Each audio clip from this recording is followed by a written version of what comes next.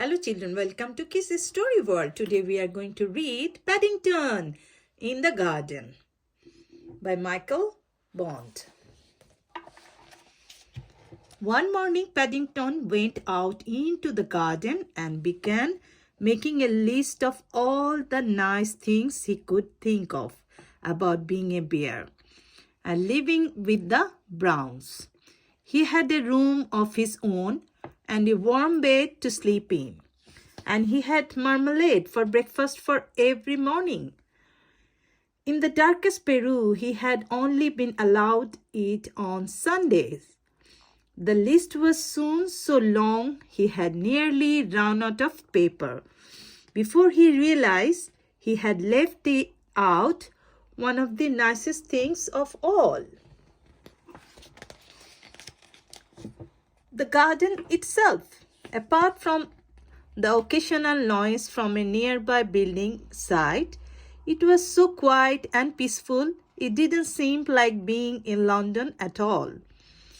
But nice gardens don't just not happen. They usually require a lot of hard work. And the one at number 32, Windsor Garden, was no exception. Mr. Brown had to mow the lawn twice a week, and Mrs. Brown was kept busy weeding the flower beds. There was always something to do. Even Mrs. Bird lent a hand whenever she had a spare moment.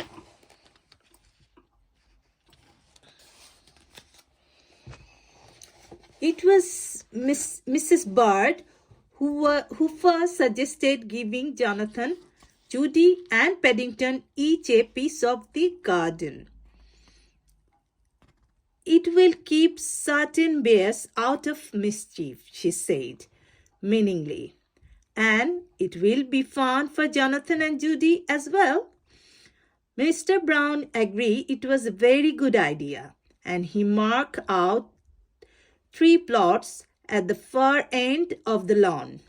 Paddington was most excited. I don't suppose there are many bears who have their own garden, he exclaimed.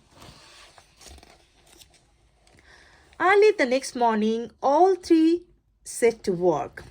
Judy decided to make a flower bed, and Jonathan had his eye on some old paving stone. Paddington didn't know what to do. In the past, he had often found what gardening was much harder than it looked, especially when you only had paws. In the end, armed with a jar of Mrs. Bird, some homemade marmalade, he borrowed Mr. Brown's wheelbarrow and set off to look for ideas. His first stop was a stall in the market, where he bought a book called How to Plan Your Garden by Lionel Trugg. It came complete with a large packet of assorted seed. And if the picture on the front cover was anything to go by, it was no wonder Mr. Trugg looked happy, for he seemed to do most of his planning while lying in a hammock. By the end of the book, without lifting a finger, he was surrounded by blooms. Paddington decided it was very good value indeed, especially when the owner of the stall gave him 2 pence change. Mr. Trugg's book was full of useful hints and tips. The first one suggested that before starting work, it was a good idea to close your eyes and try to picture what the garden would like when it was finished. Having walked into the lamppost by mistake, Paddington decided to read another page or 2 and 3. He found a much better idea. Mr. Trugg advised standing back and looking at the sight. from a safe distance, preferably somewhere high up. He knew just the spot.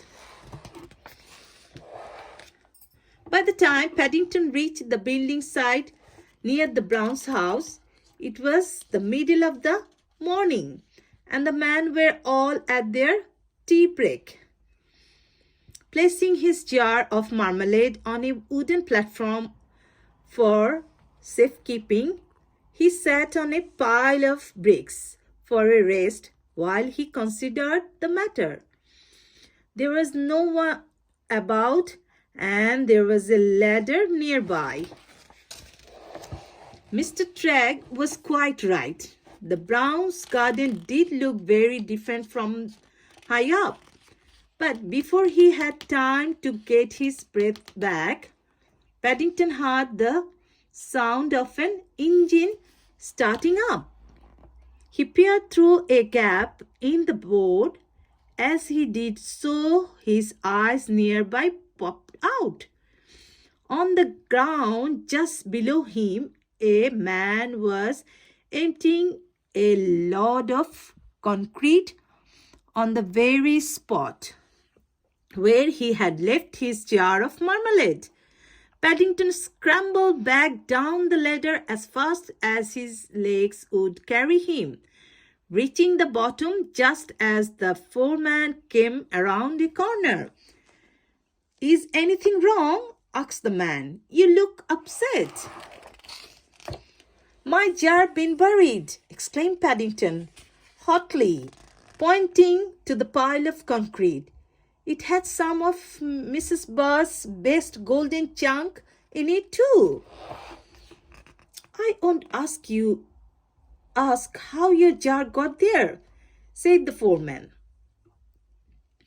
turning to Paddington as his man set to work clearing the concrete into small piles, "or what you were doing up the ladder." "I'm glad of that," said Paddington, politely raising his hat. Suddenly there was a whirring sound somewhere overhead, and to Paddington's surprise the platform landed at his feet. "My marmalade!" he exclaimed thankfully. "Your marmalade?" repeated the foreman, staring at the jar. "Did you say marmalade?" "That's right," said Paddington. "I put it there ready for my allowances. It must have been taken up by mistake. Now the tops came off." It was the foreman's chance to look as through he could hardly believe his eyes. "That special quick drying cement," he wailed, "is probably rock hard already, ruined by a pear's marmalade. No one will give me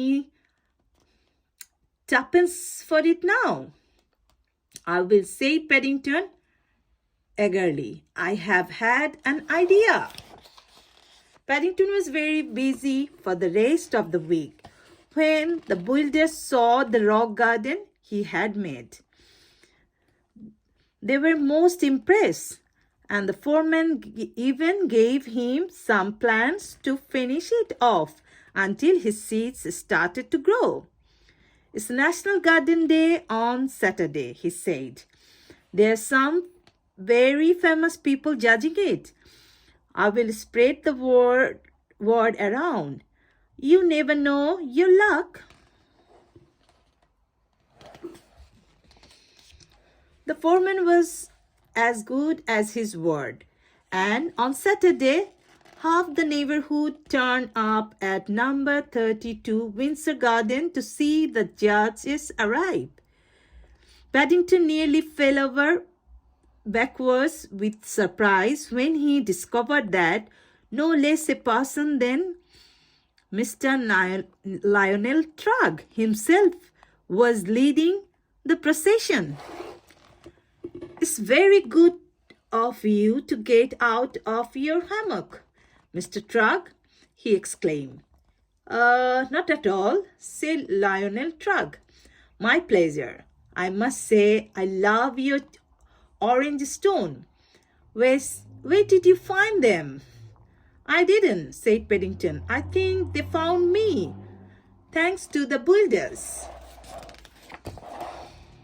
Congratulations, said Mr. Truck, as he handed Paddington a gold star. It's good to see a young bear taking up gardening. I hope you will be the first of many. Who would have believed it, said Mr. Brown, as the last of the crowd departed.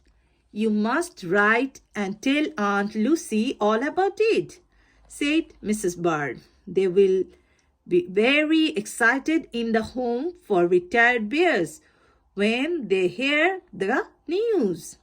Paddington thought that was a good idea, but he had something to do first. He wanted to add one more important item of his list of all the nice things there were about being a bear and living with the Browns, having my own rock garden. Then he signed his name and added his special paw print just to show it was genuine. The end. Children, if you want to hear more stories, please subscribe my channel. Bye.